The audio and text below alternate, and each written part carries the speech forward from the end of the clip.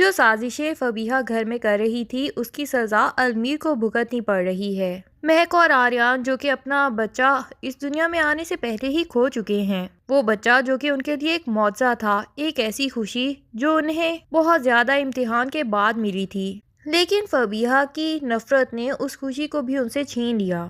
اور مس کیریج ہونے کے بعد مہک تو آریان سے کہہ دیتی ہے کہ یہ خدا کی مرضی نہیں تھی، خدا نے تو معجزاتی طور پہ مجھ جیسی بانجھ کو اولاد کی نعمت سے نوازا تھا، لیکن یہ کسی اور کی سازش تھی۔ آریان جو کہ ایک دن پہلے ہی فبیہا کی یہ شکل دیکھ چکا ہے کہ وہ اس سے اور مہک سے کتنی نفرت کرتی ہے، اس کے باوجود وہ مہک سے ایسے پوچھتا ہے کہ کس کی نفرت ہو سکتی ہے جیسے اسے پتہ ہی نہ چلا ہو۔ بہرحال مہک بھی صاف طور پہ تو فبیہا کا نام نہیں لیتی، لیکن آریان سے کہہ دیتی ہے کہ ہے کوئی اس گھر میں جو ہم سے بہت نفرت کرتا ہے اور ہماری خوشیوں کو دیکھ نہیں سکتا، اور اسی کی سوچی سمجھی پلاننگ کی وجہ سے ہی یہ سب کچھ ہوا ہے۔ اور اوپر سے گھر کی نوکرانی نے تو فبیہا کو تیل گراتے ہوئے دیکھ بھی لیا تھا۔ فبیہا جب اسے صفائی کروا رہی ہوتی ہے تو وہ فبیہا کو کہہ بھی دیتی ہے کہ مہک بھابھی کے ساتھ تو بہت برا ہوا، پتہ نہیں ان کا بچہ صحیح سلامت ہوگا بھی کہ نہیں۔ تو فبیہا اس کا منہ بند کرا دیتی ہے کہ اگر تم نے یہ بات کسی سے بھی کرنے کی کوشش کی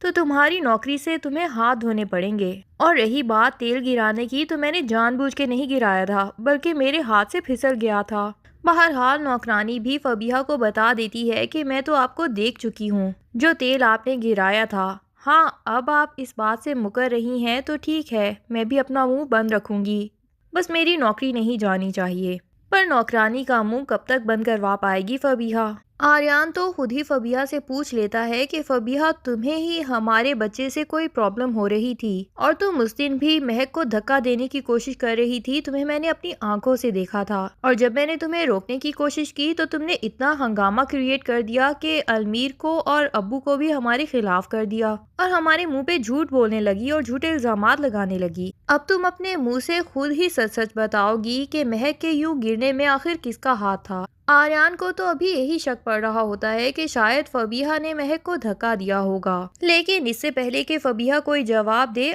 المیر بیچ میں آ جاتا ہے اور کہہ دیتا ہے کہ آریان بھائی آپ کس طرح بات کر رہے ہیں میری بیوی کے ساتھ، بیوی ہے وہ میری اور میں اس کی تذلیل بالکل برداشت نہیں کروں گا۔ پر آریان کو بھی اس وقت شدید غصہ ہوتا ہے اور وہ فبیہا سے کہہ دیتا ہے کہ تم نے جان بوجھ کے یہ گناہ اپنے سر لیا ہے اور ہمارے بچے کو اس دنیا میں آنے سے پہلے ہی مار دیا ہے۔ یہ کہہ کے وہ اندھا دھند دھکا مارنے لگا ہوتا ہے کہ وہ دھکا المیر کو لگ جاتا ہے اور المیر اتنی زور سے نیچے گرتا ہے کہ اس کا سر سیمنٹ کی اینٹ کے ساتھ ٹکرا جاتا ہے اور اس کا سر بھی پھٹ جاتا ہے۔ پہلے ہی ان لوگوں کے ہنگامے کی وجہ سے سب گھر والے وہاں پہ اکٹھے تو ہو چکے تھے، اب المیر کی ایسی حالت دیکھ کے تو سبھی پریشان ہو جاتے ہیں اور فوری طور پہ اسے ہاسپٹل لے جاتے ہیں، جہاں یقیناً المیر کی کوئی ایسی خبر ہی سامنے آئے گی کہ وہ یا تو اپنی میموری لاس کر چکا ہے یا پھر بہت ہی گہری چوٹ آئی ہے جس کی وجہ سے اسے کافی عرصے تک ہاسپٹلائز رہنا پڑے گا، کیونکہ فبیہا جو کسی کے ساتھ برا کرتے ہوئے تھوڑا سا بھی نہیں سوچتی کہ وہ کس حد تک کسی کو نقصان پہنچا رہی ہے، اتنی مشکلوں سے کسی کی زندگی میں کوئی خوشی آئی ہے اور یہ جھٹکے میں صرف اپنی نفرت مٹانے کے لیے اسے چھین سکتی ہے۔ ہاں کچھ عرصے کے لیے ایسی ڈھیل خدا کی طرف سے مل سکتی ہے، پر کبھی نہ کبھی تو انسان کی رسی خدا بھی کھینچ لیتا ہے اور پھر اسے ایسی سزا ملتی ہے جس کی وہ معافی بھی نہیں مانگ سکتا۔ حیرت کی بات تو یہ ہے کہ فبیہا کی ماں کی موت کے باوجود بھی اس کو یہ ہوش نہیں آیا کہ وہ اس دنیا میں ہمیشہ رہنے والی تو نہیں ہے، پتہ نہیں کس طرح وہ کسی کی زندگی میں مشکلات پیدا کر سکتی ہے۔ الٹا ماں کی وفات کے بعد تو وہ اور زیادہ شیر ہو جاتی ہے اور اسے لگتا ہے کہ تب تو غم کی وجہ سے میں مہک بھابھی کی ساری برائیاں برداشت کر رہی تھی، لیکن شاید المیر کی طبیعت دیکھنے کے بعد فبیہا کو ہوش ٹھکانے آ جائے اور اسے احساس ہو کہ اس نے غلطی نہیں بلکہ بہت بڑا گناہ کر دیا ہے،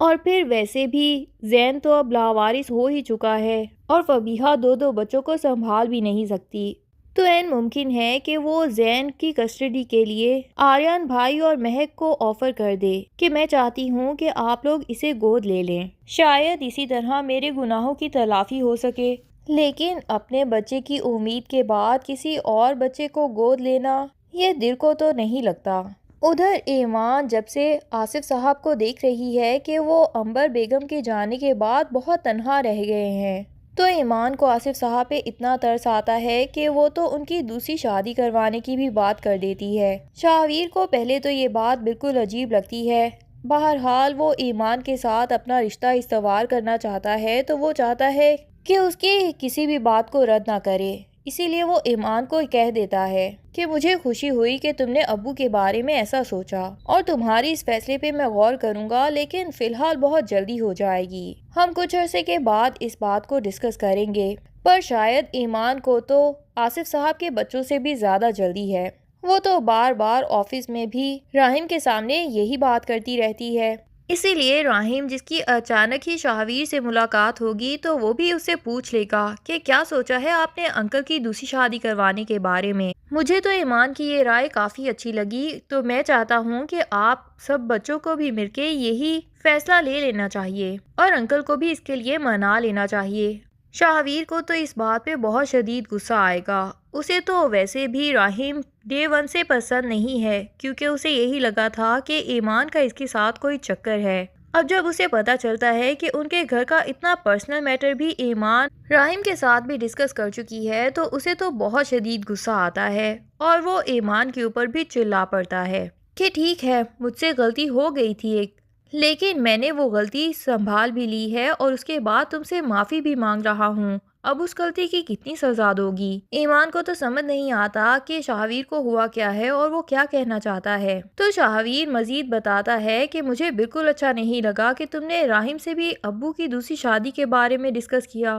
اب ایمان کو سمجھ آتی ہے کہ شاہویر کو اصل میں راہم سے جیلسی محسوس ہو رہی ہے، لیکن وہ اس کی غلط فہمی بالکل دور کرنا نہیں چاہتی تاکہ شاہویر بھی اسی آگ میں جلے جس آگ میں اتنے عرصے ایمان جلتی رہی ہے ماہنور کی وجہ سے۔ شاید اسی طرح ہی شاہویر کو احساس ہوگا کہ اس نے ایمان کے ساتھ کتنا غلط کیا تھا۔ ادھر ایمان کی والدہ خود بھی یہی چاہتی ہیں کہ اگر ایمان نے شاہویر کے ساتھ اپنا رشتہ درست نہیں کرنا تو ہمیں ایمان کو واپس اپنے گھر بلا لینا چاہیے اور اس کا کوئی فیصلہ کروا دینا چاہیے تاکہ اس کے بعد ایمان کی دوسری شادی کروا سکیں۔ وہ رفیق صاحب سے یہی کہتی ہے کہ ہماری بیٹی ابھی جوان ہے اور اچھا کماتی ہے، اچھی شکل و صورت کی ہے، میں یہی چاہتی ہوں کہ اب اس کی شاہویر سے طلاق لے لی جائے اور اس کی کسی اچھی جگہ شادی کروا دی جائے۔ لیکن رفیق صاحب کو شاہویر میں شاید کوئی اچھائی دکھائی دے رہی ہے تو وہ اپنی بیگم کو صاف منع کر دیتے ہیں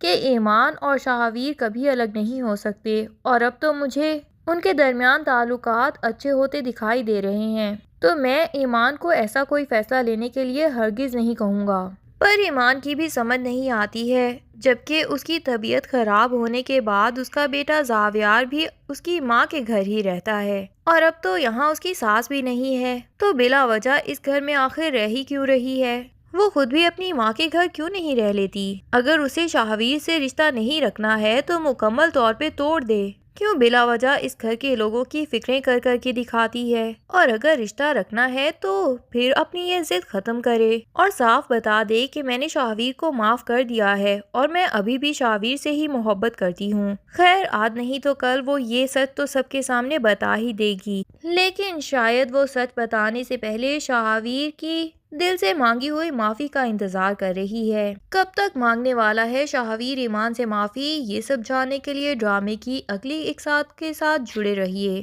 مزید ڈرامہ ریویوز کے لیے چینل کو سبسکرائب کرنا نہ بھولیے اور ویڈیو پسند آئے تو لائک اینڈ کمنٹ ضرور کر دیں۔ شکریہ۔